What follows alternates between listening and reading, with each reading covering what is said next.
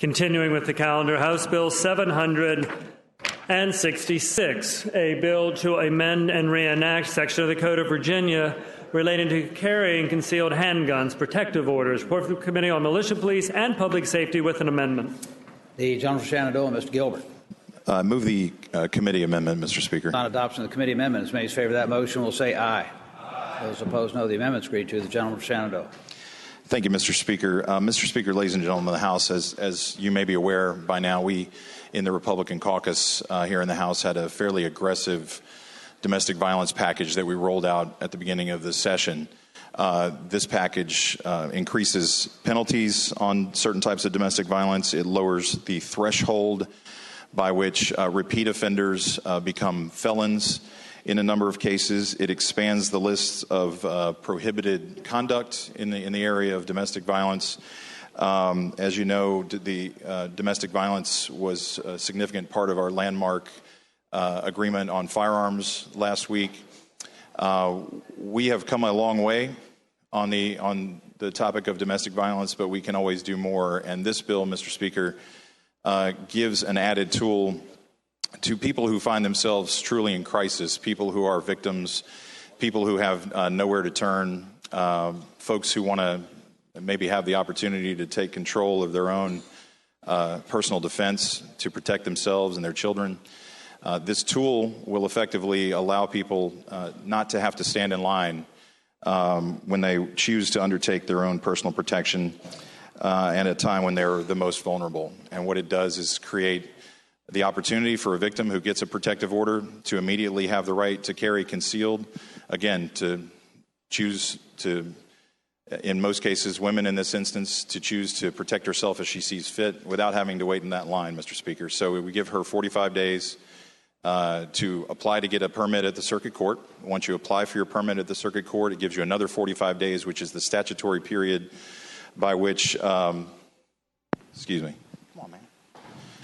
is the statutory period for which the court is required to act on a domestic violence, on a concealed carry permit.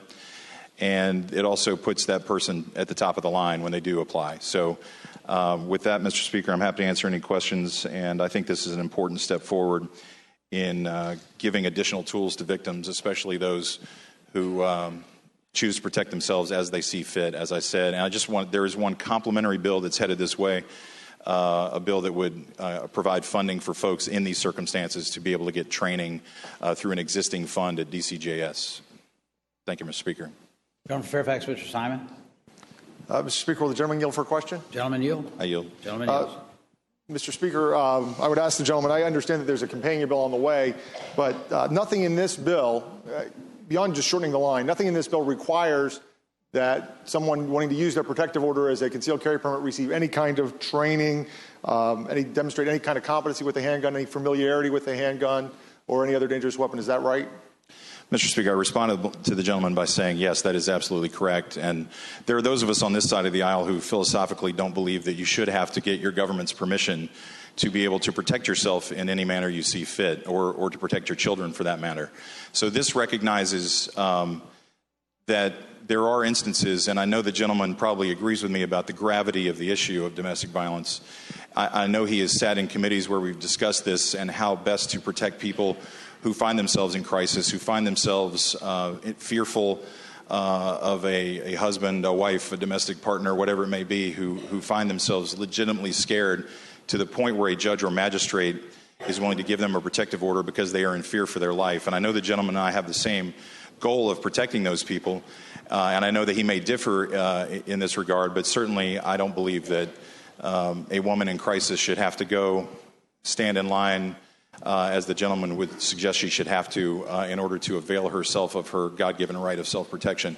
The bill does contemplate, Mr. Speaker, that eventually, in very short order, that person, that woman, go put herself through the standard practice that we require of all citizens to get the requisite training, to file the application, to pay the fees, whatever it may be.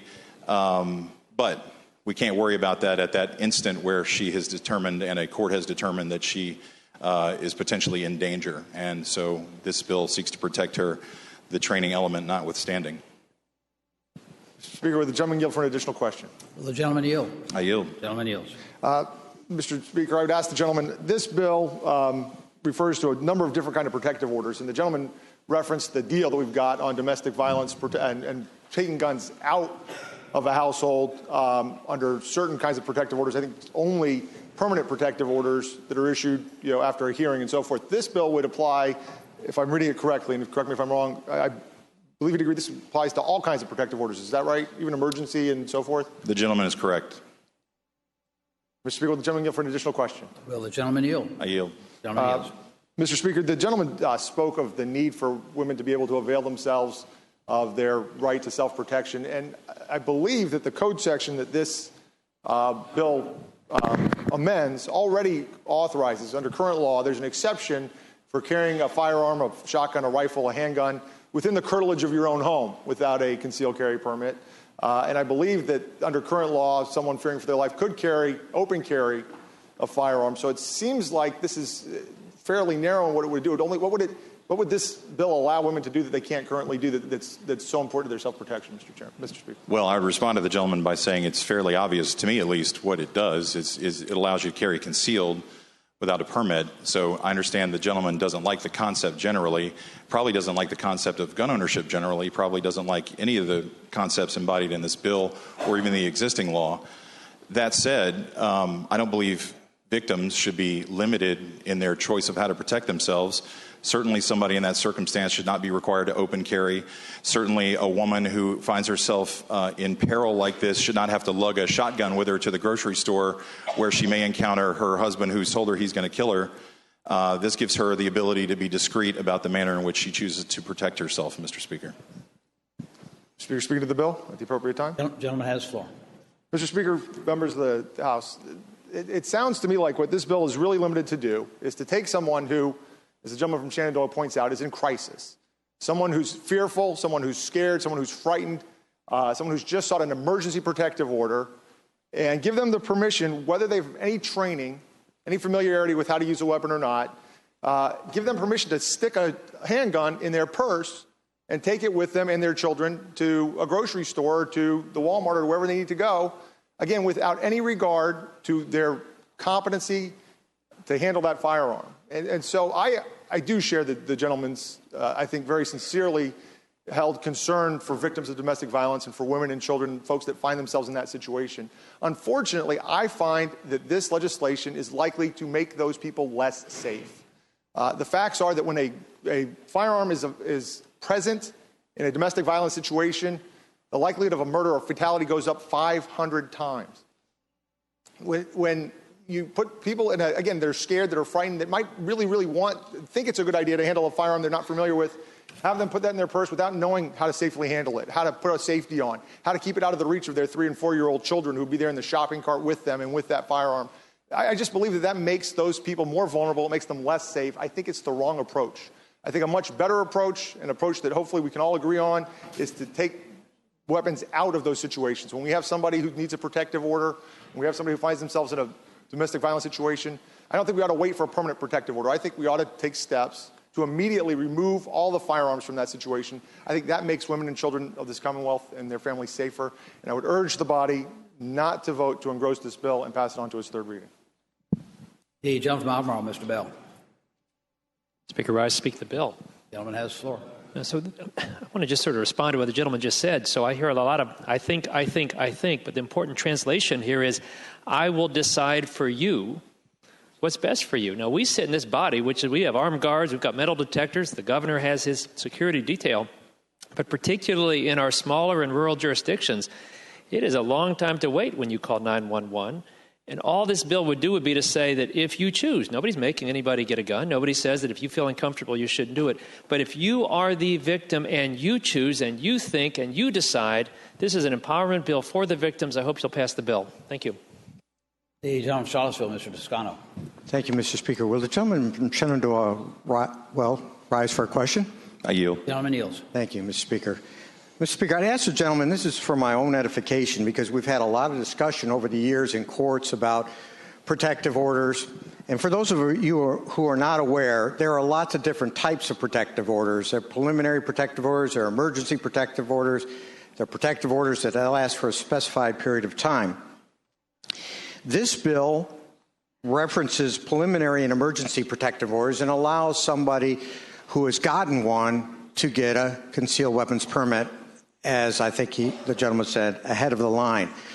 So my question for the gentleman is, I don't understand why it is that we're saying that the emergency is sufficient enough in this case to allow somebody to get a concealed weapon, but in the other case where we're taking the guns away and you've got a judicial determination, why it's not the case that we don't take the guns away with the preliminary or the emergency. After all, they are emergencies and you need that protection right away. Mr. Speaker, I would respond to the gentleman using the logic that we've used year in, year out on this issue. And I think the gentleman and those who maybe possess the same belief system on this issue, what they tend to believe is that if you magically pass a law, that will somehow lead to someone else's safety. And I would submit that although there are limited instances where it may help, including what's part of our domestic violence and gun-related package from last week, for the most part, if someone is bent on murdering those who they purport to love, if they are willing to kill their wife, their children, risk being executed at the hands of the state for those acts, if they are willing to do any of those things, there's very little that somebody can do that will prevent that if they are bent on doing it. What the gentleman thinks is that we can stop that kind of activity by passing a law. And frankly, Mr. Speaker, what I think this debate about this particular bill has revealed, that the folks on the other side of the aisle, most of them, they talk about wanting to disarm those convicted of domestic violence, people who represent a risk to potential victims. They talk about doing that all the time. But what this bill has revealed is that they care much more about the gun issue than they do the smokescreen of domestic violence. They care much more about disarming domestic violence offenders and victims than they do protecting victims, in my opinion. This bill gives victims power. A protective order is a piece of paper. It doesn't stop bullets. Someone bent on killing their loved ones is not going to be stopped except anything by something that levels the playing field, and the police can't be everywhere all the time. The gentleman cited a statistic, which I'm sure comes from a very anti-gun group. I'm sure that statistic does not take into account what might happen if we did level that playing field and did empower victims and did provide the kind of training that's embodied in my House Bill 768, which is coming to the floor, which allows them to access an existing domestic violence fund to learn how to use a weapon properly and safely and efficiently in a way that will protect them and their family should the need arise. So I'd respond to the gentleman in that way, that while I understand him trying to create a difference, really the difference is that in this instance, this is going to do something. Telling somebody they can't have a gun who's bent on murder, I don't know is going to do anything if they're truly bent on murder. Having someone protect themselves in that instance is actually going to have an effect, and the desired effect, which is to stop the threat. Mr. Speaker, speaking to the bill. At the appropriate time. Gentleman from Virginia Beach, Mr. Davis. Mr. Speaker, speaking to the bill. Gentleman has the floor. Thank you, Mr. Speaker. I can appreciate the safety concerns from the gentleman from Fairfax, but I think he's missing the point of the bill. This doesn't prevent someone from getting a firearm or allow them to get a firearm. That's got nothing to do with this. They can have already owned the firearm. All this does is say that someone who's under this protective order is allowed to conceal that firearm. Now, if we want to talk about safety for a second, if a woman is scared for her life or her family's life, what's safer for her to walk around open carrying a firearm where the assailant, who's maybe bent on harming her, can see the firearm and immobilize it or take it from them, or having her concealed it in her purse where if she needs to use it, she can get to it without someone getting the jump on her. So, Mr. Speaker, I can appreciate some of the comments, but this isn't about whether someone should be allowed to carry or not allowed to carry. This should be whether they're allowed to carry concealed, and I think for safety reasons, that makes all the sense in the world. The gentleman from Campbell, Mr. Ferris. Mr. Speaker, I move the pending question. The gentleman Campbell, Mr. Ferris, moves the pending question. As many in favor of that motion will say aye. Aye. Those opposed, no. If any question is called, shall the bill be engrossed and passed to its third reading? As many in favor of that motion will say aye. Aye. Those opposed, no. No. Bill is engrossed and passed to its third reading.